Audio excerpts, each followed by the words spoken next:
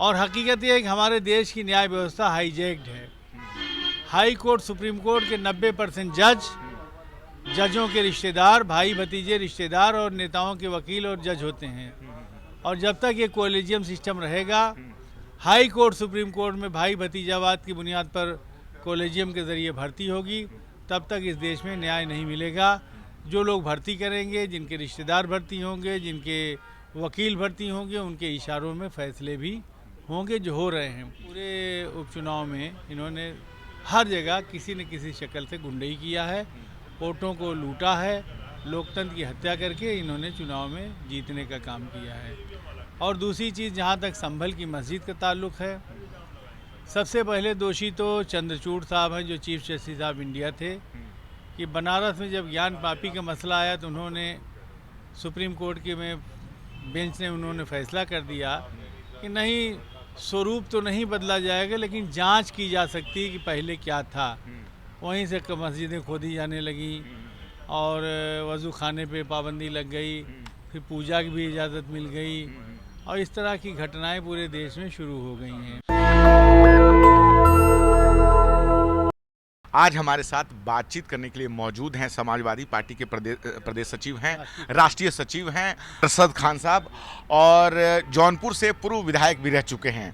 अभी जो है सबसे ज़्यादा जो मसला पूरे देश में है वो है संभल की मस्जिद का। संभल की मस्जिद पर जिस तरह से फौरी कार्रवाई हुई, एक याचिका दाखिल हुई, याचिका को जो है उसको एक्सेप्ट कर लिया गया, उसके बाद एक टीम भेजी गई, सर्वे रिपोर्ट भी आ गई, और जब ये पहली 19 नवंबर को हुआ, उसके बाद टीम जो है दूसरी बार पहुंचा 23 नवंबर को, लेकिन वहां हिंसा भड़क गई जिसमें 5 लोगों की जान चली गई। अखिलेश यादव ने बयान दिया कि जो यूपी में उपचुनाव हुए हैं वो और उसमें जो गड़बड़ियां हुई हैं उसको लेकर ध्यान भटकाने के लिए ये सब कुछ एक रणनीति के तहत हुआ। हमारे साथ इसी मुद्दे पर बातचीत करने के लिए मोहम्मद अरशद साहब हैं। सर, पहले तो आपका हमारे चैनल पर बहुत स्वागत है, आपने हमें समय दिया। शुक्रिया, शुक्रिया, धन्यवाद।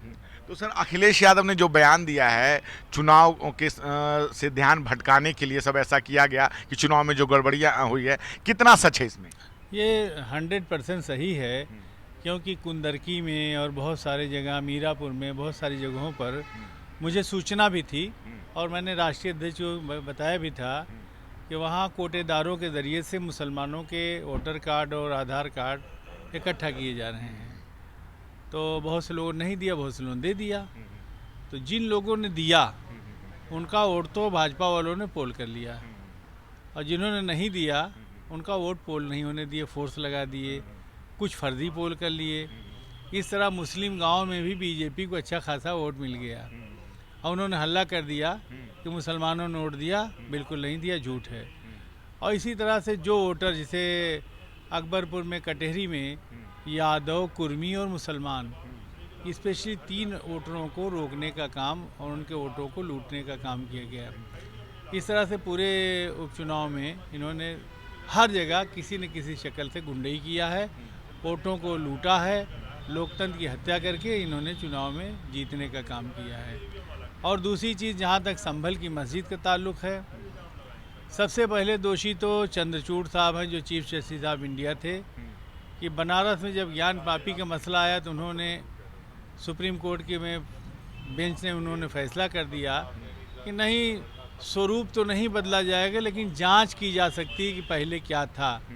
वहीं से मस्जिदें खोदी जाने लगी और वज़ू खाने पे पाबंदी लग गई, फिर पूजा की भी इजाज़त मिल गई, और इस तरह की घटनाएं पूरे देश में शुरू हो गई हैं।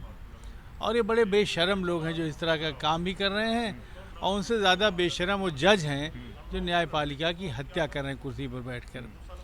अभी कल जो है इलाहाबाद हाई कोर्ट के वकील, जज, वर्तमान जज शेखर कुमार यादव, उन्होंने विश्व हिंदू परिषद, बीजेपी, आरएसएस के प्रोग्राम में जाके भाषण किया, जबकि एक जज को भाषण करने का इस तरह का अधिकार नहीं है सार्वजनिक तौर पे। उन्होंने किया और उन्होंने कहा कि देश बहुसंख्यक समाज की मर्जी से चलेगा, यानी संविधान से नहीं चलेगा। और कठमुल्ला और मुसलमानों के खिलाफ उन्होंने जबकि जहर उगला। हम देश के राष्ट्रपति से मांग करते हैं कि शेखर कुमार यादव को तत्काल टर्मिनेट किया जाए, उनको जेल में डाला जाए, उनके ऊपर मुकदमा चलाया जाए। उन्होंने न्याय की, न्यायपालिका की, संविधान की उस कुर्सी पर रहते हुए हत्या किया है, और जो जितने बड़े पद पे हो उस पर जुर्म उतना बड़ा ही आयद होता है। और हकीकत ये है कि हमारे देश की न्याय व्यवस्था हाईजैक्ड है। हाई कोर्ट, सुप्रीम कोर्ट के 90% जजों के रिश्तेदार, भाई भतीजे रिश्तेदार और नेताओं के वकील और जज होते हैं। और जब तक ये कोलेजियम सिस्टम रहेगा, हाई कोर्ट, सुप्रीम कोर्ट में भाई भतीजावाद की बुनियाद पर कोलेजियम के ज़रिए भर्ती होगी, तब तक इस देश में न्याय नहीं मिलेगा। जो लोग भर्ती करेंगे, जिनके रिश्तेदार भर्ती होंगे, जिनके वकील भर्ती होंगे, उनके इशारों में फैसले भी होंगे, जो हो रहे हैं। हम भारत सरकार से मांग करते हैं, राष्ट्रपति महोदया से मांग करते हैं कि तत्काल कोलेजियम सिस्टम से भर्ती पर रोक लगाई जाए। और जिस तरह से IAS IPS कंपटीशन से आते हैं, उसी तरह से हाई कोर्ट, सुप्रीम कोर्ट के जज भी कंपटीशन से आएँ और वहाँ भी दलितों, पिछड़ों, आदिवासियों का आरक्षण लागू किया जाए। क्योंकि किसी भी हाई कोर्ट में देश के और भारत के सुप्रीम कोर्ट में 2% भी दलित और आदिवासी जज नहीं हैं। काबिलियत की कमी नहीं है, इन कमबख्तों की नीयत में कमी है, इसे दलित आदिवासियों को भर्ती नहीं करते। हम मांग करते हैं देश के राष्ट्रपति महोदय से कम 30% दलित और आदिवासियों के बेटे और बेटियों को हाई कोर्ट, सुप्रीम कोर्ट में आरक्षण दिया जाए, जज बनाया जाए। इसी तरह बैकवर्ड 2% भी जज नहीं हैं। हम मांग करते हैं राष्ट्रपति महोदया से और देश के प्रधानमंत्री से कि 52% पिछड़ों की आबादी है, आबादी के हिसाब से बैकवर्ड को 52% हाई कोर्ट, सुप्रीम कोर्ट में आरक्षण दिया जाए, 52% जज भर्ती किया जाए, तब शायद इंसाफ मिले। वरना इंसाफ मिल नहीं रहा है। इंसाफ के नाम पर धोखा हो रहा है। और आज ये पूरे देश में आग लगाना चाहते हैं, सारी मस्जिदों को खोद देना चाहते हैं। इससे हमारा मामला अजमेर की मस्जिद तक पहुंच गया है, जहां के खुद कई सालों से प्रधानमंत्री नरेंद्र मोदी चादर भेजते रहे हैं।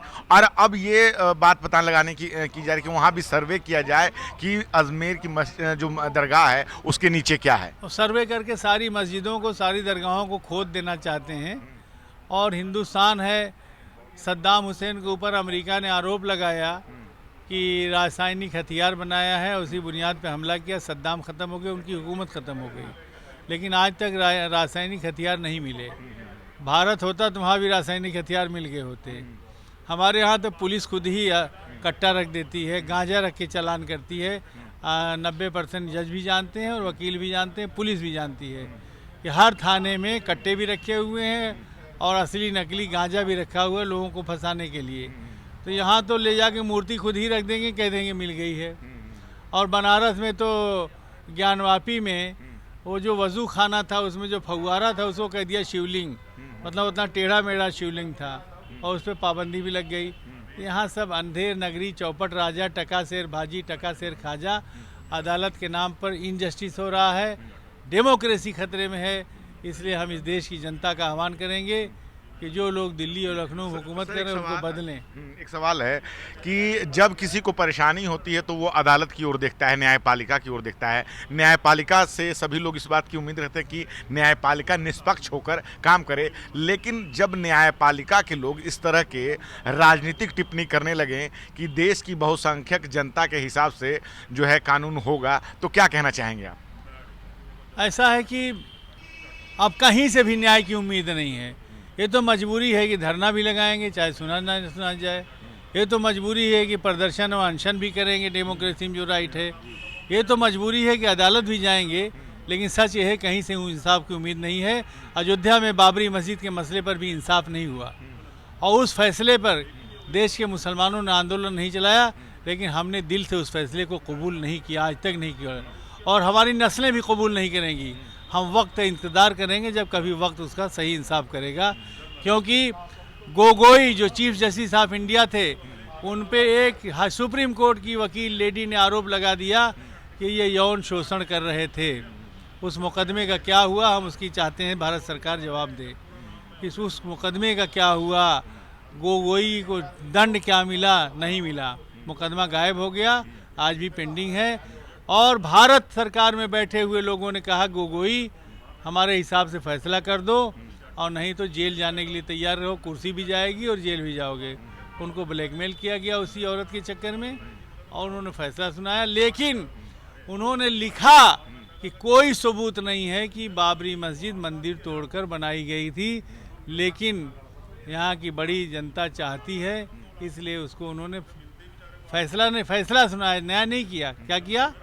फैसला सुनाया, न्याय नहीं किया, फैसला सुनाया कि इनको मंदिर बनाने के लिए दे दिया जाए। और देश के 40 करोड़ मुसलमानों ने उस पर कोई विरोध नहीं किया, लेकिन हमने उस फैसले को कबूल भी नहीं किया है, क्योंकि बाबरी मस्जिद मंदिर तोड़कर नहीं बनी थी, ये हमारे सुप्रीम कोर्ट के फैसले में लिखा हुआ है। तो देश में कोई भी जो 1947 का आपको कोर्ट का फैसला स्वीकार नहीं है? बिल्कुल नहीं स्वीकार है। ऐसे फैसले को हम जूते की नोक पे रखते हैं, नहीं मानते। वो फैसला फ्रॉड है, लोकतंत्र के साथ फ्रॉड है, न्यायपालिका के साथ फ्रॉड है, भारत के संविधान के साथ फ्रॉड है, जिसमें लिखा है कि मंदिर तोड़कर मस्जिद नहीं बनी थी और फिर मंदिर बनाने के लिए दे दिया गया। हम उसे कैसे मानेंगे? ठीक है, आपके हाथ हुकूमत है, सारी मस्जिद ले लीजिए, तोड़ दीजिए, कब्जा कर लीजिए।